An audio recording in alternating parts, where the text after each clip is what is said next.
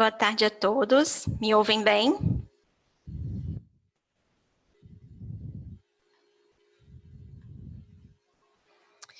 Bom, primeiramente agradeço a presença de todos, né, a disponibilidade do tempo para participar desse evento. Agradeço à Câmara de Comércio Brasil-Canadá por abrir esse espaço para esse debate de um tema tão relevante, tão atual e que impacta, né, o nosso dia a dia, já vem impactando há uma semana. E agradeço também, em especial, ao colega Gilberto Sudré, que aceitou gentilmente o convite para participar desse debate e enriquecer com a sua experiência na área de segurança da informação. Eu sou Amanda Carvalho, sou advogada, sócia gestora da área civil do Davi Ataíde Advogados, e a nossa atuação é focada na assessoria jurídica empresarial, de forma preventiva e contenciosa. Nós estamos sediados no Espírito Santo, em São Paulo e no Rio de Janeiro, e uma das nossas missões é justamente fomentar o debate de temas relevantes para o direito e também para a sociedade, como é o caso da Lei Geral de Proteção de Dados. A LGPD, ela tem pouco tempo de vigência, exatamente uma semana, então, mas já foi publicada desde 2018, né? Então, apesar de ter uma vigência recente, já é um assunto que está na pauta aí há aproximadamente 2 anos. Eu e Gilberto, por exemplo, nós já tivemos a oportunidade de debater sobre esse tema em conjunto no ano passado. Então, por isso, por mais complexo que esse tema seja, acredito que todo mundo já tenha ouvido falar sobre a LGPD, já tem uma noção básica do que seja, e já está sentindo os efeitos, né, no cotidiano, principalmente das empresas que tratam dados pessoais, para não dizer todas. Então, o nosso foco hoje será mais na parte de boas práticas e governança, especificamente no que se refere aos aspectos jurídicos. A gente vai abordar mais a questão contratual, como eu vou falar um pouco mais adiante. O Gilberto vai tratar das questões mais relacionadas à segurança da informação, atendimento das normas da ISO. Então, a nossa proposta hoje é essa. Quem tiver pergunta já pode deixar no chat, né? Porque a gente pretende que o evento seja dinâmico, conte com a participação de todos. Nessa última e primeira semana, né, de vigência da LGPD, eu tenho percebido uma verdadeira corrida em relação à adequação contratual, não só com contratantes, parceiros, né, fornecedores, mas também com os próprios titulares de dados. Então, me parece que é um tema muito relevante, muito atual e que gera muitas dúvidas, né? Então, a gente também teve aí nessa primeira semana ações provocadas pelo Ministério Público do Distrito Federal, que já era bem atuantes antes da vigência da LGPD, agora muito mais, e ações também propostas pelos próprios titulares de dados.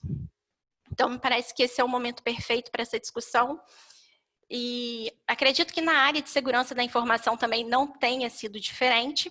Então, vou passar a palavra para o Gilberto, também para ele se apresentar e fazer suas considerações iniciais e dar o panorama aí na área de segurança da informação de como tem sido essa primeira semana. Boa tarde a todos me ouvem bem? Tranquilo? Quero agradecer primeiro o convite da doutora Amanda, que gentilmente me convidou para fazer esse rápido debate aqui sobre a LGPD, e basicamente uma visão, no meu caso, um pouco mais técnica, na parte de normas da ISO também. Meu nome é Gilberto Sudré, eu sou perito, especialista na área de computação forense, sou perito da área de computação forense, especialista na área de segurança da informação, tenho uma certificação da Cisco na área de CyberOps e na área de CCNA, também sou certificado pela Exim na área de privacidade e proteção de dados. Eu sou diretor da Associação Nacional de Peritos em Computação Forense, a APECOF, e sou professor da Polícia Civil do Estado do Espírito Santo, da Academia de Polícia, na verdade, na área de computação forense também. Sou membro da HTCIA e sou um dos integrantes do Laboratório de Pesquisa na área de computação forense e segurança da informação que temos aqui no Estado. Além disso, sou comentarista de tecnologia da CBN Vitória e da TV Gazeta. Além, diretor da GES, Segurança da Informação e Computação Forense. Né? Então, essa é a minha atuação aqui. É realmente um tema que está agora em ampla discussão, A gente tem uma lei em vigor, mas a Agência Nacional ainda não está plenamente estabelecida, temos uma série de dúvidas em relação a isso. A lei tem uma série de interpretações, que quem vai nos dar essa interpretação é a ANPD. Vamos ver como é que isso vai se decorrer. Então, mais uma vez, boa tarde a todos, obrigado mais uma vez pelo convite, estou à disposição aqui para a gente conversar um pouco sobre isso, e fique à vontade, quem está nos assistindo aqui, nossos participantes, para mandar perguntas pelo chat, que vai ser um prazer poder trocar alguma ideia aí com vocês.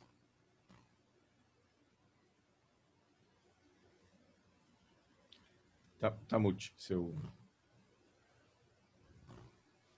Ok. Então, vamos começar aí falando sobre contratos na LGPD.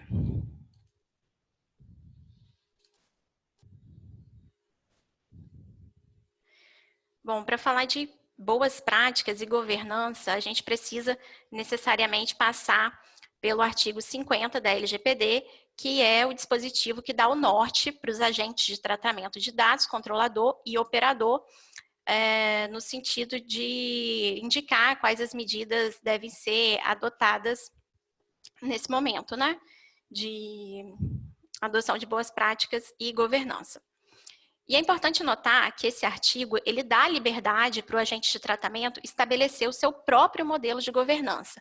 Então, a lei ela não impõe um modelo fixo e, pelo contrário, né, ela deixa brechas, deixa uma abertura para o agente de tratamento ir além do que o artigo 50 estabelece, que é apenas um conteúdo mínimo. E a LGPD, de um modo geral, é realmente uma norma aberta que permite, né, que cada um adeque ela à sua própria realidade. Então, cada empresa vai precisar buscar o seu próprio caminho rumo à jornada de implementação da LGPD e rumo à adoção de boas práticas e governanças, que nada mais é do que o estabelecimento de regras que permitam o tratamento, as operações de tratamento de dados de forma segura, legal e organizada.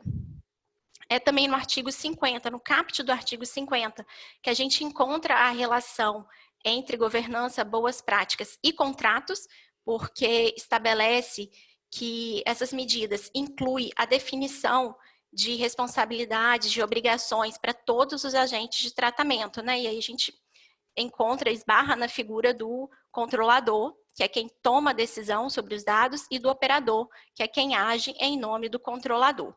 Mas até a gente chegar nessa fase de revisão, aditamento de contratos e gestão de contratos, a gente tem que passar pelas fases anteriores de implementação da lei, até para que a gente possa fazer de maneira correta essa questão contratual. A primeira fase, então, a gente tem aí o mapeamento da operação, que nada mais é do que a compreensão do fluxo de dados, e aí a empresa começa a observar com quais dados ela lida, como, por quê e até quando.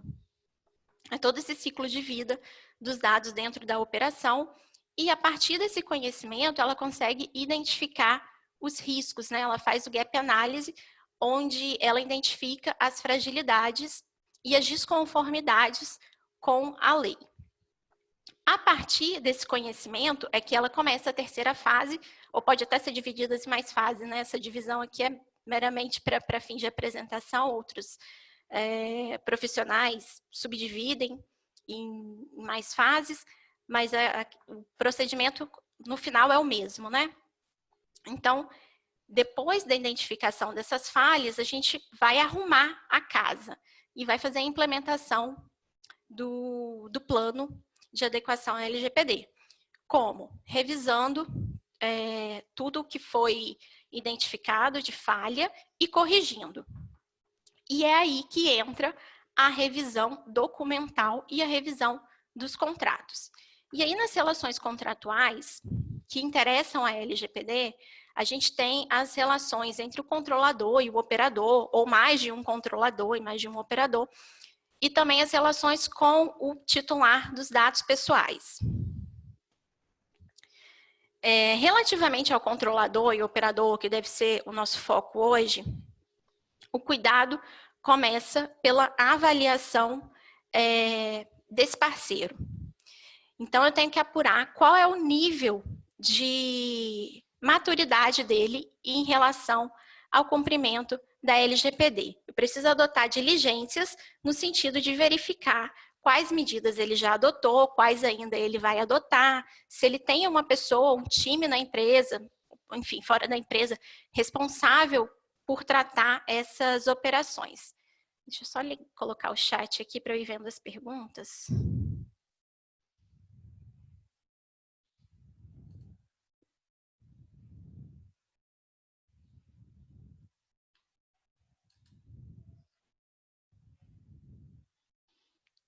Não estou conseguindo ver as perguntas, mas depois a gente vai respondendo. Bom, em quais diligências, como que eu vou adotar essas diligências para verificar se o meu contratante está em conformidade com a LGPD? Bom, você pode estabelecer questionários, formulários, onde ele vai preencher com as declarações sobre como ele vem fazendo esse tratamento de dados pessoais dentro da empresa. E essas declarações, elas vão constar no contrato como sendo declarações verdadeiras, obviamente, e vão passar a fazer parte integrante desse contrato. Então, lá na frente, você tem como comprovar que você obteve essas informações. Você pode também exigir certificações do seu parceiro, certificações que até o momento eu desconheço existirem no Brasil, mas eu já sei que tem empresas que estão trabalhando no sentido de disponibilizar essas certificações, e você pode também, a depender da criticidade dessa operação e da sensibilidade dos dados, fazer auditorias em loco. E aí você pode ir na empresa com seus colaboradores ou pode contratar um terceiro responsável por essa auditoria, onde você vai verificar se é um parceiro realmente que está no mesmo nível que você, pelo menos, em relação ao cumprimento da LGPD. Em relação às cláusulas contratuais, e aí naquele momento de formalizar o contrato ou de editar em relação aos contratos que já estão em curso, você tem que observar uma cláusula de confidencialidade que aí vai além daquela obrigação de não poder divulgar os dados, né? A confidencialidade vai abranger naturalmente essa obrigação de não divulgação, mas também tem que estar contemplado que as pessoas que vão ter acesso a esses dados na operação é o mínimo necessário para que ela seja executada, para que o contrato seja realizado. A gente pode estabelecer também o dever do operador tratar os dados de acordo com as finalidades determinadas pelo controlador. E aí, da parte do operador, que é quem vai receber essas instruções, também é importante que ele exija que essas instruções sejam claras, sejam exatas e sejam expressas, para que ele possa se resguardar de que efetuou o tratamento de acordo com o que foi estabelecido. E se de repente ele se deparar com uma situação de tratamento que ele acredite que seja inadequada, naturalmente ele não deve fazer isso e deve justificar por escrito, né, por que não cumprir aquela determinação do controlador. Uma outra obrigação importante é o dever de cooperação entre as partes. E esse dever de cooperação é muito mais do operador para com o controlador, né? Porque o controlador é quem vai ajudar, o operador, desculpa, é quem vai ajudar o controlador a elaborar o relatório de impacto, na elaboração do relatório de tratamento de dados, e deve ter principalmente a obrigação de que ele informe imediatamente ao controlador eventual incidente. E vai além de informar que aconteceu um incidente, ele também precisa cooperar na adoção de medidas de correção, mitigação em resposta a esses incidentes. Um outro ponto de atenção é a subcontratação. Então, você tem que estabelecer se pode ou não haver a subcontratação e como vão ser os termos dessa subcontratação. Um outro ponto de atenção é o direito do controlador realizar auditorias, inclusive podendo fiscalizar as instalações do operador.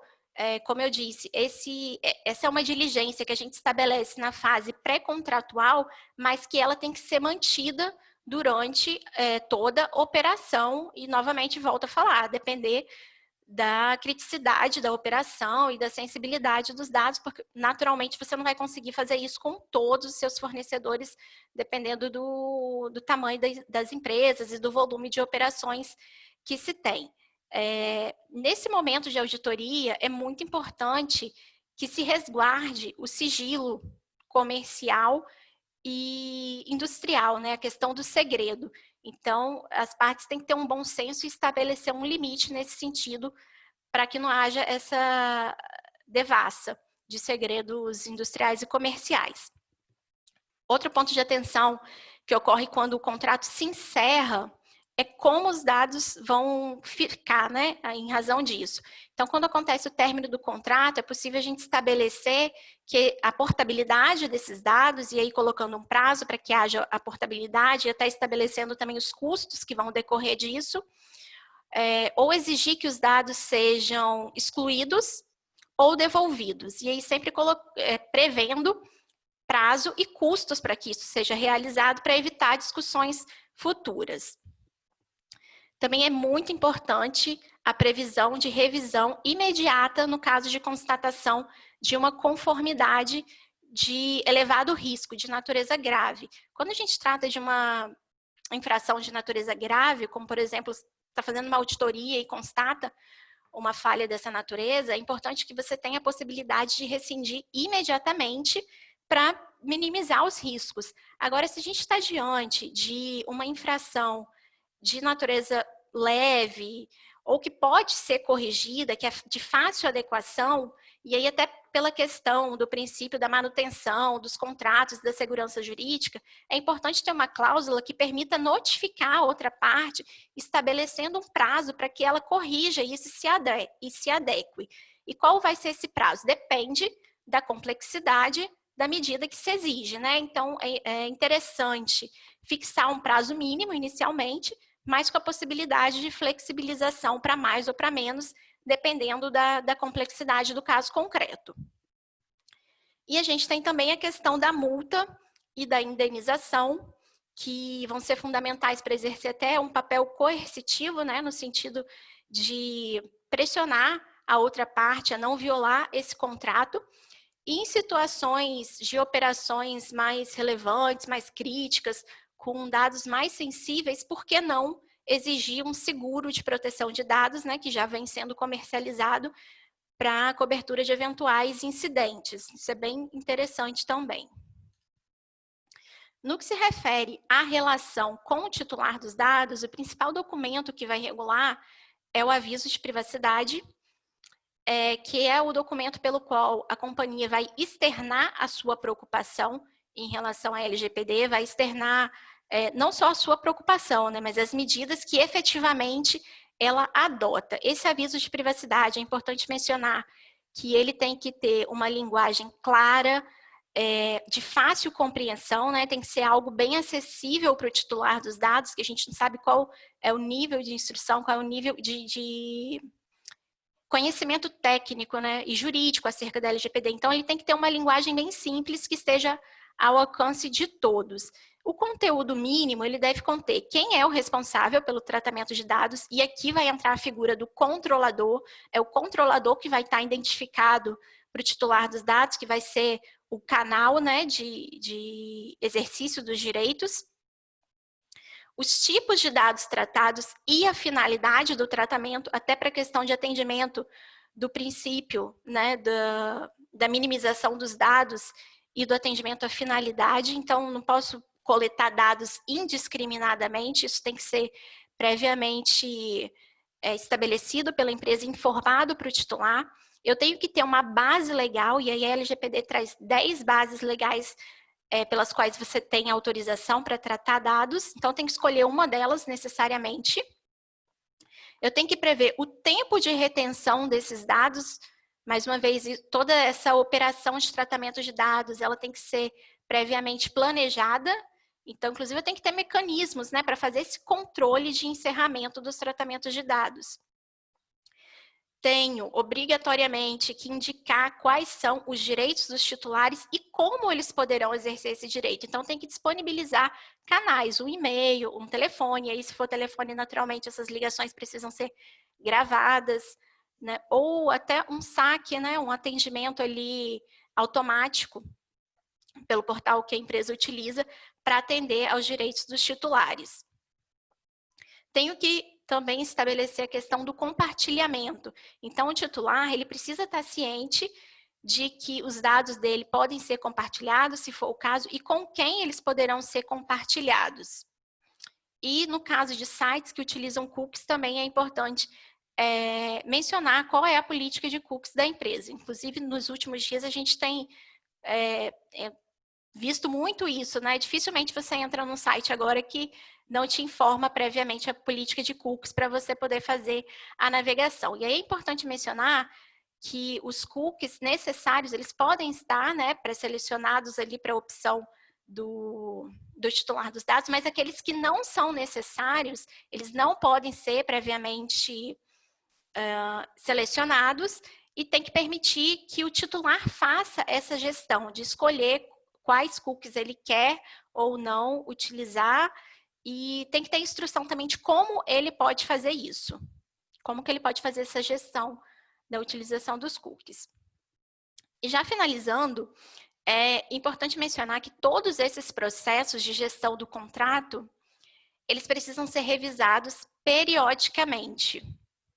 Então, a gente tem, de repente, costume, né, de não revisar os contratos periodicamente, principalmente quando eles têm um prazo determinado, mas aqui, no que importa a LGPD, é importante essa revisão, é importante a auditoria. Se você utiliza como diligência os formulários, é importante também estabelecer uma periodicidade para que esses formulários sejam respondidos e, principalmente, é importante que haja treinamentos, né? Que as pessoas que vão fazer a gestão desse contrato, que vão fazer o atendimento aos titulares dos dados, tenham um treinamento para isso, porque a LGPD, como a gente sabe, é muito mais do que a adequação a uma lei, é uma mudança cultural. Então, as pessoas precisam estar preparadas, não adianta investimentos em ferramentas, porque o elo mais fraco dessa relação e do cumprimento dessa lei somos nós, né?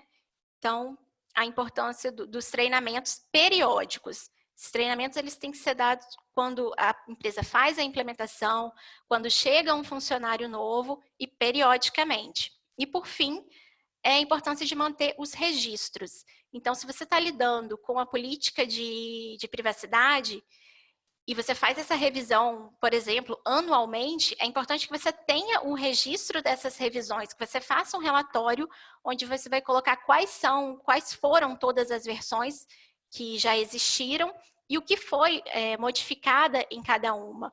Da mesma forma, em relação aos contratos, todas essas operações, até para atendimento do princípio da prestação de contas, devem ser registrados e isso vai fazer toda a diferença para o caso de eventual incidente, já que a autoridade, na hora de aplicar uma sanção, ela não vai olhar só para a infração, mas como vai olhar para o todo, né?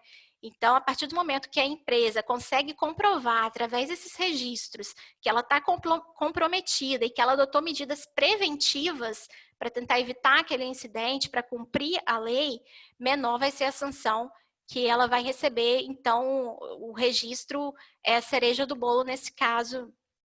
Na verdade, em todas as operações que envolvem tratamento de dados, o registro é fundamental. Acho que o Gilberto vai até comentar sobre isso também, sobre essa questão dos registros. Agora eu vou passar a palavra para ele para falar um pouquinho para a gente sobre a questão da segurança da informação.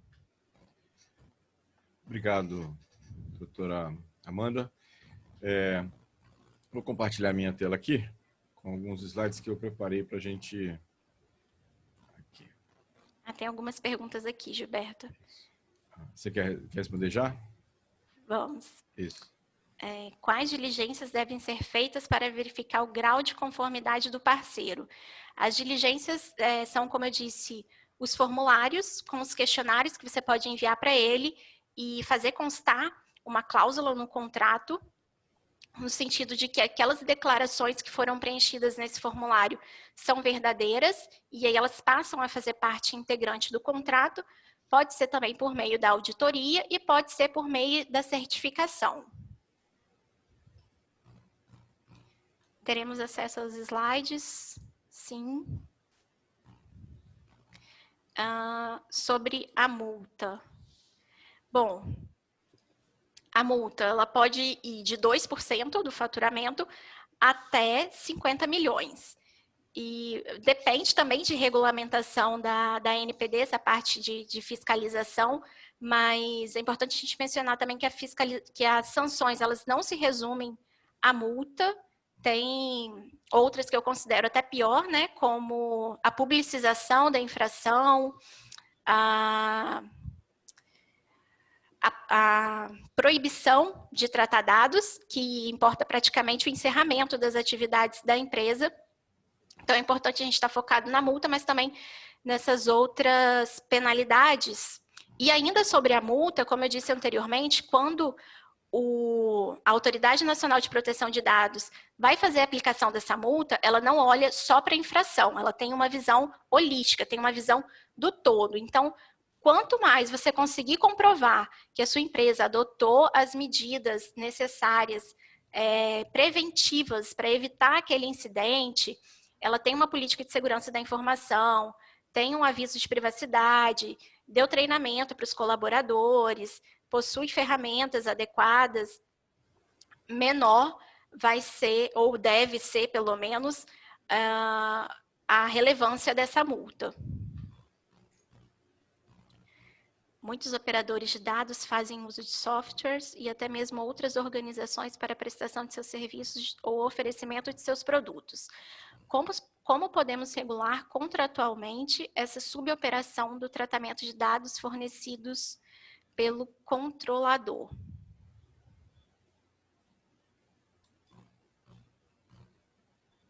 Bom, em primeiro lugar, como eu disse, você tem que observar se vai poder ter ou não a subcontratação de operadores. A partir do momento que você autoriza a subcontratação de operadores, você precisa exigir que esse subcontratado atenda às exigências do contrato, e aí você também pode fazer essas diligências prévias em relação ao subcontratado, e é importante também que você estabeleça que subcontratante e subcontratado sejam solidariamente responsáveis pelas suas obrigações, né, que vão ser naturalmente subcontratadas.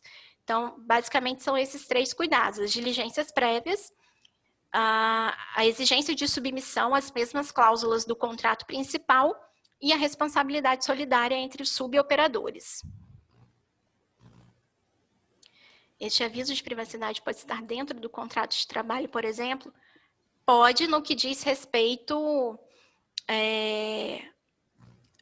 aos colaboradores, né? Porque a gente tem, o colaborador é um titular de dados, obviamente, mas a gente também tem aqueles externos. Então, a gente tem que ter 2 tipos de política: aquela que é interna, e aí a gente pode inserir ela no contrato de trabalho, e a gente também tem aquela que é externa, que não é voltada para os colaboradores, né? Que é voltada para o público em geral. Então, sim, pode ser dentro do contrato de trabalho quando se referir aos colaboradores. Quando sites, programas e etc. só concordam com acesso após aceitar obrigatoriamente o termo de responsabilidade. Bom, em primeiro lugar, essa solicitação do consentimento, né, que a gente verifica em alguns programas e sites, ela tem que ser granulada. Ou seja, eu não posso colocar um textão com vários consentimentos e no final uma caixinha para eu clicar que aceito. Então, é aquela questão que eu falei, né? A mesma coisa que se aplica para os cookies. Eu tenho que fazer a diferenciação daquilo que é necessário e daquilo que é facultativo, porque realmente, dependendo do programa que você quer utilizar, ele não vai poder ser executado se você não fornecer algum tipo de consentimento, né? Por exemplo, é o caso das redes sociais, que para você gravar um vídeo, por exemplo, no Instagram, você tem que dar o acesso ao seu microfone e à sua câmera. Eu já tive uma experiência, por exemplo, com um banco que pedia para ler as minhas mensagens. Naturalmente, acredito que isso não é necessário para a execução do contrato, né, para utilizar o Internet Banking. Então, a gente tem que fazer essa diferenciação do que é necessário, do que não é, E em relação àquilo que é facultativo, esses consentimentos têm que estar de forma granulada, de forma separada, para que você possa fazer a gestão caso a caso. Se isso não acontece, é porque a empresa está em desconformidade com a LGPD e você pode exercer os seus direitos de titular, questionando, denunciando. E aí, apesar da Autoridade Nacional de Proteção de Dados não estar constituída, existem outros órgãos que podem fazer esse tipo de fiscalização, como o Ministério Público ou o PROCON, quando se tratar de direito do consumidor, e acredito que até o Ministério Público do Trabalho, quando envolver relações trabalhistas.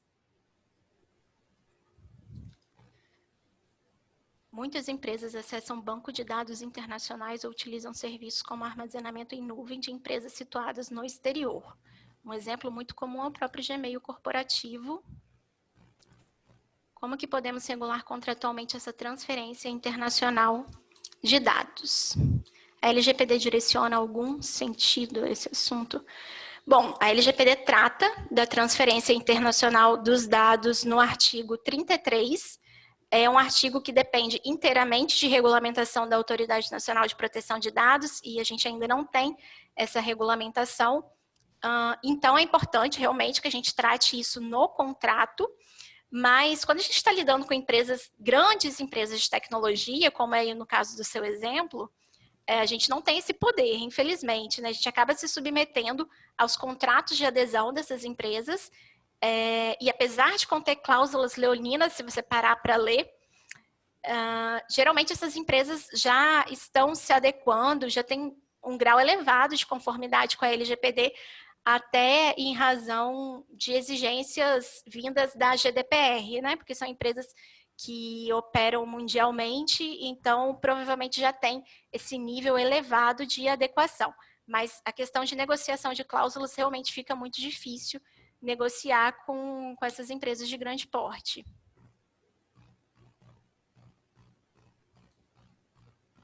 Como posso comprovar que o parceiro atendeu minha solicitação de exclusão dos dados? Você pode exigir uma certificação acerca dessa exclusão. E tem empresas, inclusive, especializadas em fazer esse descarte e certificar.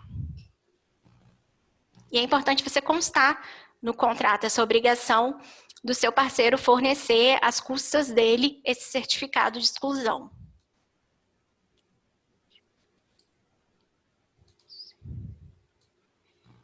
Em órgão público, creio que não existe multas em valores.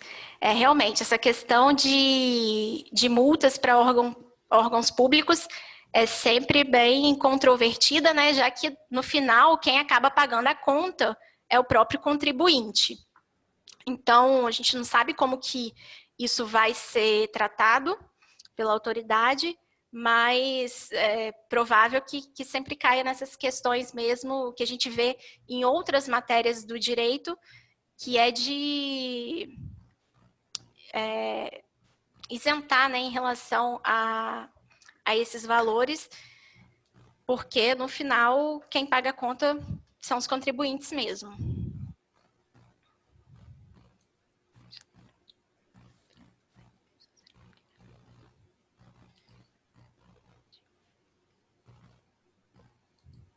E no final aqui teve um comentário do Fábio Vieira sobre a atuação do Ministério Público. Ele até colocou o Distrito Federal, que é um dos mais atuantes, né? E dos titulares de dados. Exatamente, Fábio. O Ministério Público do Distrito Federal já havia iniciado 50 investigações antes da vigência da LGPD e provavelmente, né, vamos ter muito mais. A LGPD entrou em vigor na sexta-feira passada. Nessa segunda-feira, nós já tivemos a primeira ação do Ministério Público, que surpreendeu 0 pessoas, e já tivemos, inclusive, a sentença também, que extinguiu essa ação, porque o site entrou em manutenção, e aí a gente não sabe se foi estrategicamente ou se foi para se adequar à LGPD, mas a questão é que já foi julgado também, mas o Ministério Público com certeza vai vir com mais ações e acredito que associações de defesa do consumidor também. Como estabelecer um prazo máximo para tratar dados de ex-funcionários? Por exemplo, mesmo após o fim do contrato? Sim, pode ficar até após o fim do contrato. E aí é importante você se atentar para os prazos prescricionais do direito do trabalho, né? Na verdade, eu nem vou poder entrar no mérito desses prazos prescricionais, mas esse é um dos critérios principais para a gente observar essa questão dos descartes dos dados. Então, enquanto a gente correr o risco de ser acionado e tiver que usar esses dados para prova, que é uma das autorizações que a lei nos dá, né, de usar dados pessoais para se defender em processo, enfim, é importante a gente manter esse arquivo. Esse é um dos critérios que a gente pode utilizar.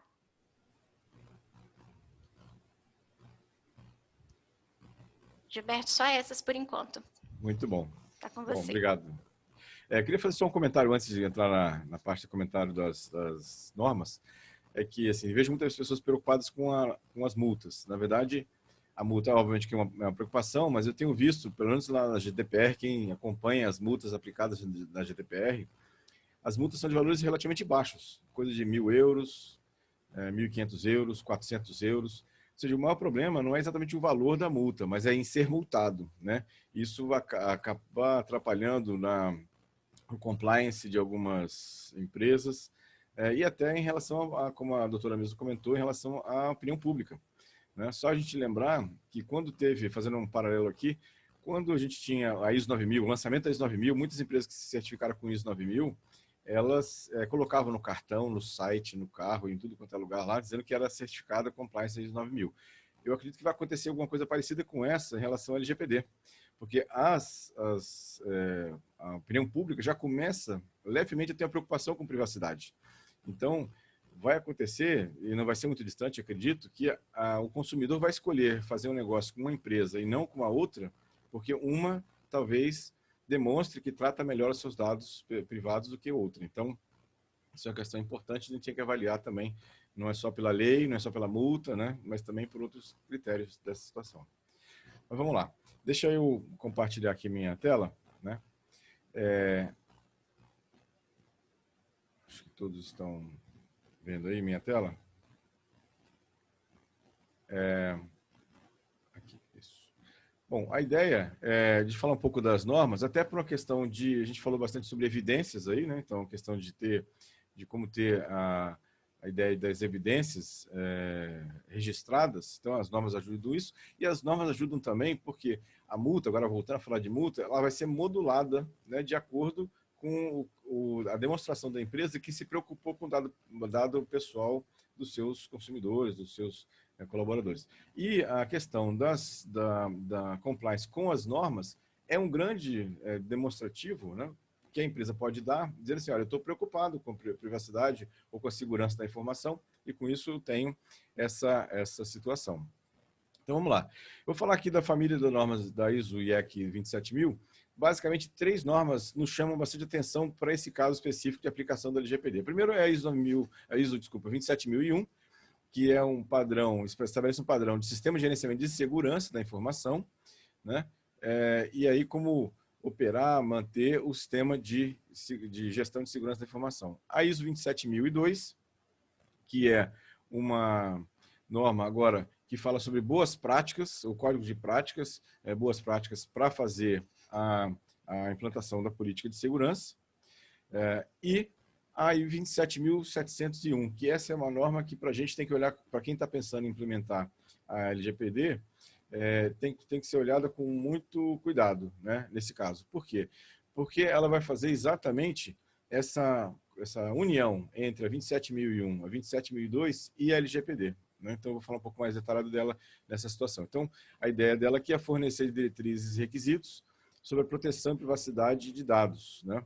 Aí, olha só, ajudando já os controladores e operadores a implementar processos de controle de dados robustos. Então, essa é uma norma que deve ser observada com cuidado para quem pensa em implantar a LGPD. E aí, falando só para a gente entender o contexto, né, da 27001, é um padrão internacional, uma norma que define, né, como vai ser a estrutura da política e procedimentos para os controles que eu vou utilizar na gestão de risco e de segurança da informação. Então, essa aqui é a ideia da 27001. Né?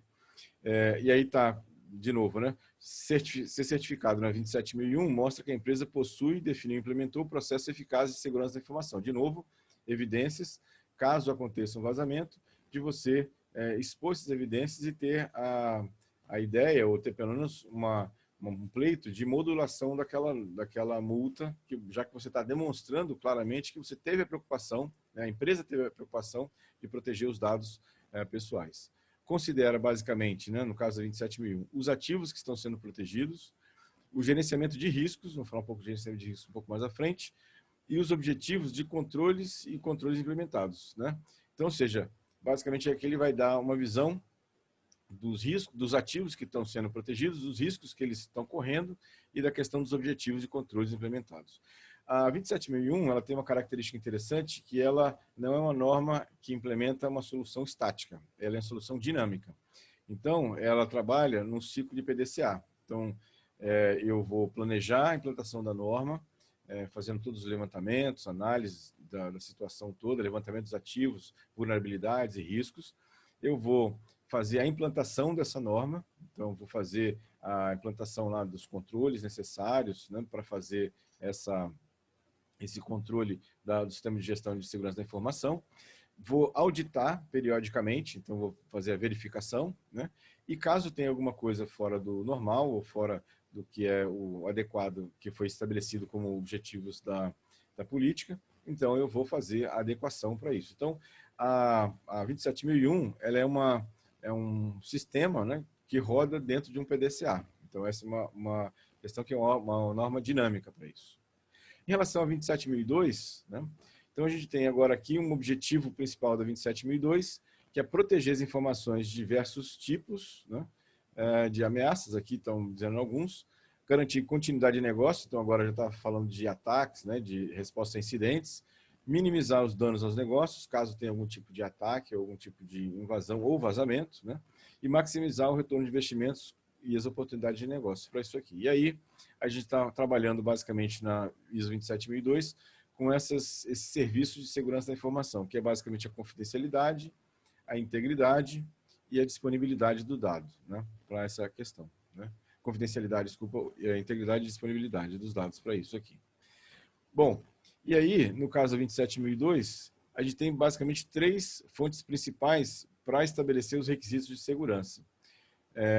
De novo, né, sempre falando aqui da parte de riscos, né? Então eu vou ter levantamento dos ativos, que na verdade são as informações que a empresa tem, classificar esses ativos em ordem de criticidade ou de privacidade, e vou analisar os riscos que esses ativos estão correndo em relação à questão de ataques ou de vulnerabilidades nessa questão. É interessante ou importante observar o atendimento aos requisitos legais, contratuais, estatutários envolvidos nos negócios. Aí tem a questão da questão jurídica ou de leis, né, nessa situação.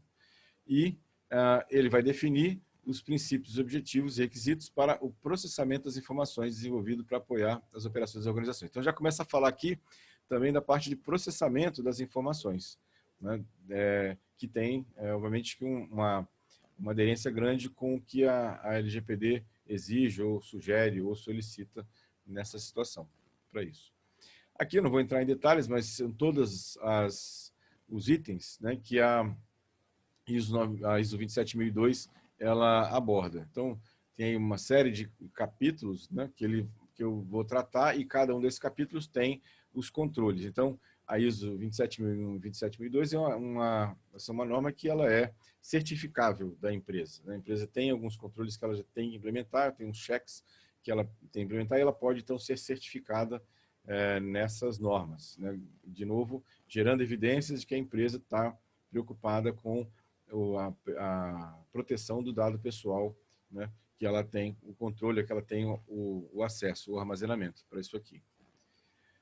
E aí, na questão que eu tinha comentado, análise de risco é uma questão importante, ou seja, eu vou destacar aqui de tudo que a 27002 tem, basicamente 2 coisas. A primeira delas é a análise de risco, né, porque a parte principalmente para direcionar a parte de investimentos, né, prioridade de investimentos que as empresas têm em relação aos controles que ela precisa implementar para estar de acordo com a LGPD e também de acordo com a norma, né, com a ISO 27002, para isso aqui. Então, analisar, né, os gastos com controles, como eu falei, e a questão do ambiente em si de riscos que os dados estão expostos, nesse caso aqui. Muito bem. Bom, aí, e a outra situação que eu vou chamar a atenção aqui e destacar bastante é a gestão de incidentes de segurança da informação, né? Ou seja, a empresa ela tem que estar preparada também para, caso aconteça algum incidente de segurança da informação. Aí, na verdade, eu vou até fazer uma análise um pouco mais ampla, porque não existe nada 100% seguro. Então, a gente tem a chance, né? Ou seja, existe sempre a chance de ter algum incidente de segurança para a empresa. E a gente sabe que a gravidade, né, ou o impacto, na verdade, que aquele incidente de segurança vai causar em relação ao ataque em si, vai depender de quão preparado estava a empresa em lidar com aquela situação. Se a empresa está preparada, ou adequadamente preparada para lidar com esse incidente de segurança de informação, ela vai literalmente passar, né, com alguma turbulência, mas ela vai conseguir se recuperar sem muitos problemas. Se ela não está preparada para isso, é uma situação grave que pode, inclusive, implicar em fechar o negócio. Então, a gente teve aí exemplos recentes, né, da Garmin, que sofreu um ataque de ransomware e impactou em vários negócios da empresa, ficou alguns dias com os negócios paralisados, né? E assim, o que se tem no mercado é que ele pagou um resgate, né, por causa do ransomware nessa situação. E a gente teve, nessa semana agora, no começo dessa semana, o ataque também é público, da Equinix, que é um grande provedor americano de internet, né? Nesse caso, aparentemente, o Equinix estava muito melhor preparado para o incidente de segurança, porque eles fizeram uma divulgação bem passo a passo, né, uma linha de tempo de como é que foram tratadas as questões, e aparentemente eles foram atacados por um ransomware, mas o impacto geral na empresa foi mínimo, né? Eles conseguiram recuperar todas as informações e conseguiram funcionar a empresa, provavelmente, pelo que tudo indica, sem pagar nenhum resgate nessa situação. Então, veja, essa é uma questão importante, né, de ter, né, essa preparação, porque incidente de segurança sempre vai acontecer. Você sempre tem a chance de acontecer e tem que estar preparado para isso, nesse caso aqui. Chegamos, então, agora a 27.701, que é uma extensão, como eu falei, do sistema de gestão de segurança da informação, que a 27.001 define, e dos controles de segurança que a 27.002 tem, né? Ou exige ou solicita, né? E aí vai fornecer diretrizes e requisitos sobre a proteção da privacidade. E aí a gente tem um outro sistema agora. Enquanto a 27.001 ela definiu um sistema de gestão de segurança da informação, a 27.701 ela estabelece um sistema de gestão de privacidade da informação, que está exatamente ligado com a LGPD. Então, essa é uma questão importante, né? Fornece diretrizes e requisitos sobre a proteção de privacidade, ajudando os controladores e operadores, como a gente tinha comentado anteriormente, nessa situação. E aí tem uma questão interessante, a doutora Amanda falou sobre a parte de certificação. A 27.701 ainda não tem uma certificação formal estabelecida, mas ela é uma norma certificável. Ela tem uma série de requisitos que provavelmente, num futuro próximo, a gente vai ter também, como tem na 27.001 e 27.002, a gente vai ter também uma certificação 27.701, que é exatamente uma questão importante para quem está pensando em fazer a parte de implementação da parte de LGPD. E aí você pode implementar, inclusive, na verdade, uma coisa não depende da outra. Não preciso ter a 27.001 ou 27.002 implementada para fazer a 27.701. Eu posso fazer tudo isso já num único processo, né? já fazendo todas as questões da 27.001, a 2 e a 701 também, nesse caso aqui.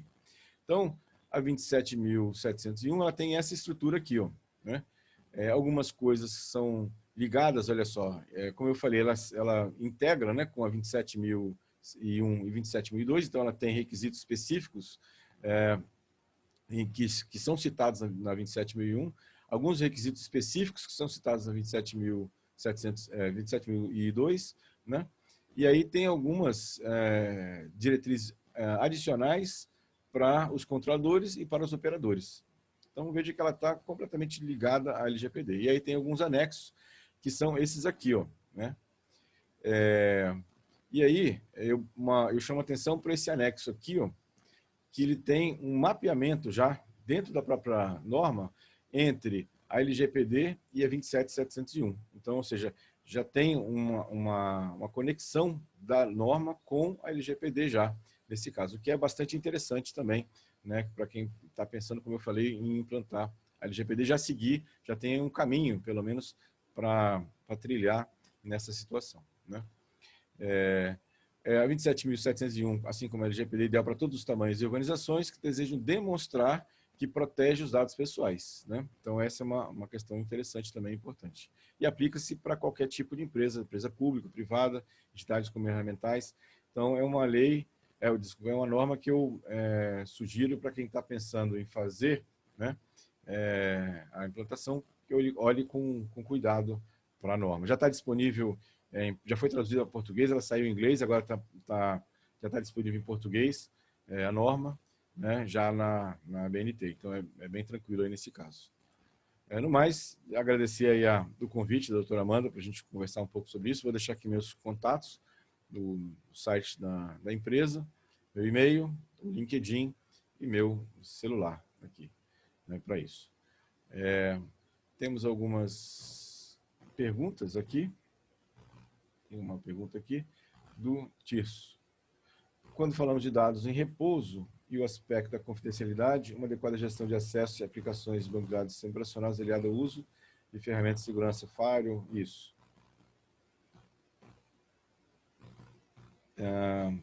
É obrigatório, na verdade. Olha só, Tirso. Na verdade, dependendo do tipo de onde você armazena o banco de dados, né, é recomendado que você use da criptografia, não só para senhas, né? A gente tem que lembrar que os dados pessoais podem estar, por exemplo, num notebook de um colaborador, porque ele tem uma planilha, ele tem uma tabela, ou ele tem um documento que tem ali dados do colaborador que estão armazenados no seu notebook da empresa. Então, ou seja, é também recomendado que você trate, né, a criptografia dos discos, né, das máquinas que estão armazenando esses dados também, né? Não só máquinas, como tablets, smartphones, ou seja, hoje, né, isso é uma grande dor de cabeça. A informação ou o dado pessoal pode estar espalhado por diversos dispositivos diferentes, né? E aí, essa é uma questão que deve ser observada como um todo, né? Não é só exatamente no banco de dados que está armazenado no servidor, né? Eu tenho dado pessoal em muitos lugares. Né? Muito bem, doutora Amanda. Não só Passa a digitais palavra para a também, senhora. né? Offline também. Não só em arquivos digitais também, né? No Exatamente. offline também. Exatamente. Não, eu tenho vários exemplos de, por exemplo, impressões em impressoras coletivas, que foi impresso 2 documentos, o cara colocou como rascunho um deles e ficou como rascunho uma informação privada, né? E foi para o lixo, né? Sem nenhum tipo de tratamento adequado. Tem um caso que foi noticiado recentemente de uma loja que aproveitou os currículos para embalar, Isso, eu para vi. embalar vidros. Muito bem lembrado, excelente. Muito bem lembrado. Exatamente. E aí, Vamos ver veja, era um dado se... pessoal, complicadíssimo. Exatamente. Acho que não... Vamos ver se tem mais alguma pergunta aqui. Se não tiver, a gente já parte para o encerramento.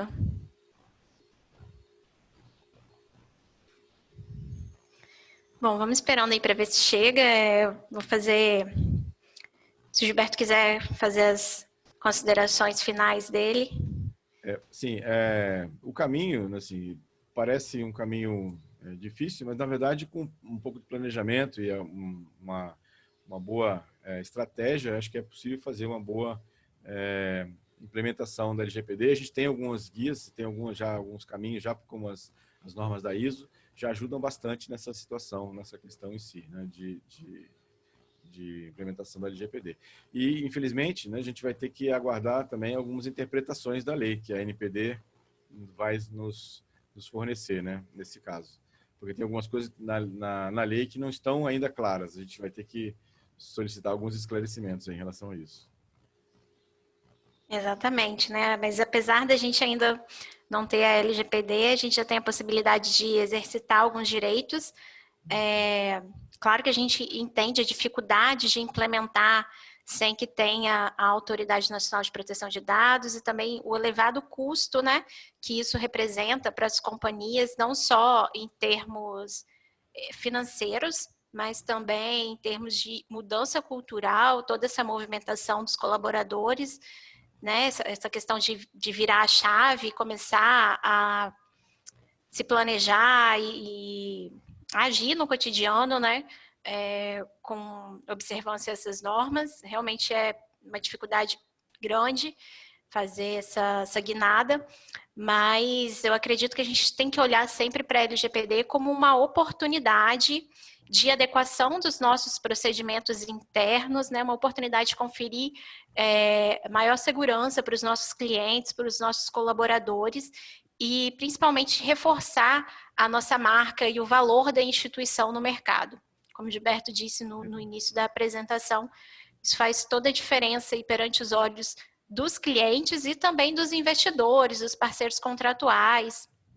Então, o recado que eu deixo aqui no final é que a gente tenha otimismo em relação à entrada da LGPD em vigor e realmente acredite e foque nas oportunidades que ela pode representar para as companhias, né, e para o Brasil, no geral, que já vinha perdendo oportunidades de negócio, de investimentos de capital estrangeiro em razão da ausência da vigência da LGPD. Agora, já partindo para o encerramento, a gente vai assistir um vídeo institucional da Câmara de Comércio Brasil-Canadá. Tem um comentáriozinho aqui do Tirso também, para o Gilberto. Exatamente, eu acredito realmente disso, que a adequação para a 27.001 e 27.701 vão tornar as empresas com certeza melhores e com menos risco de operação. Pessoal, muito obrigado pela presença aí de todos, pela disponibilidade desse tempo. E a gente fica à disposição também, né? Tem nossos contatos aí e eventuais dúvidas, podem entrar em contato. A gente vai finalizar então agora, mais uma vez agradecendo. Deixa eu ver, chegou uma pergunta aqui. Amanda, é compulsório apresentar o certificado de descarte das informações? Não, não é compulsório, mas isso pode gerar algum problema em relação à comprovação. Se você encontrar outros meios para fazer essa comprovação, ok. E, assim, não necessariamente vai te ser exigido também, né? Mas a gente tem que se preparar para o pior. Então, é importante, é uma medida preventiva, na verdade, não que ela seja obrigatória nesse momento. Vou deixar só uma dúvida no ar aqui, que é uma questão que alguns clientes, eu tenho discutido com alguns clientes, como é que a gente pode resolver. Imagina que, vamos falar que a empresa tem um banco de dados com vários dados pessoais, né?